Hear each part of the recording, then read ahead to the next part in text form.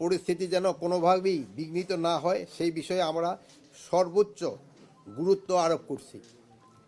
দেশের সার্বিক আইনশৃঙ্খলা পরিস্থিতি স্বাভাবিক ও নিয়ন্ত্রণে রাখতে দেশব্যাপী গোয়েন্দা নজরদারি বৃদ্ধি এবং আইনশৃঙ্খলা রক্ষাকারী বাহিনীর কার্যক্রম আরও জোরদার করা সহ অধিক সক্রিয় তৎপর থাকা এবং সকল বাহিনীর গোয়েন্দা তথ্যোপাত্য সমন্বয় করার কথা নির্দেশ দেওয়া হয়েছে।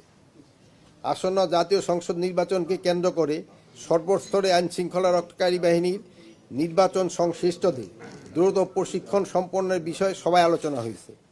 নির্বাচনকালীন সময়ে আইনশৃঙ্খলা পরিস্থিতি নিয়ন্ত্রণে রাখতে সব বাহিনীকে সমন্বিতভাবে মাঠ পর্যায়ে আরও সক্রিয়ভাবে কাজ করার নির্দেশনা দেওয়া হয়েছে।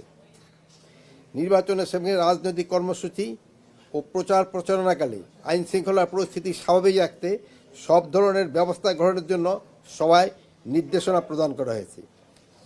আমি সাধারণ জনগণ সহ সংশ্লিষ্ট সকলকে অনুরোধ করছি সবাই যেন নির্বাচনের পরিবেশ নিশ্চিতকরণে সহযোগিতা করেন এবং নির্বাচনী আচরণবিধি মেনে চলেন। বর্তমান অন্তর্বর্তীকালীন সরকার যথাসময়ে নির্বাচন অনুষ্ঠানে অটল। যারা নির্বাচন বানচাল চেষ্টা করবেন তারা ব্যর্থ হবেন। এই বিষয়ে আইনশৃঙ্খলা বাহিনীগুলোকে আরও কঠোর হওয়ার নির্দেশ দেওয়া হয়েছে।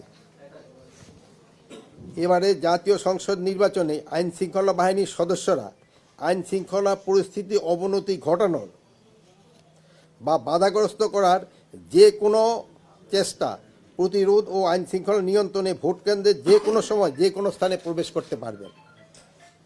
সবাই সিদ্ধান্ত নেওয়া হয়েছে যে রাস্তাঘাট বন্ধ করে জনদুর্ভোগ সৃষ্টি করা যাবে না, তাহলে আইনশৃঙ্খলা বাহিনী তাৎক্ষণিকভাবে যথাযথ ব্যবস্থা গ্রহণ করবে। এই বিষয়ে ছাড় দেওয়া হবে না।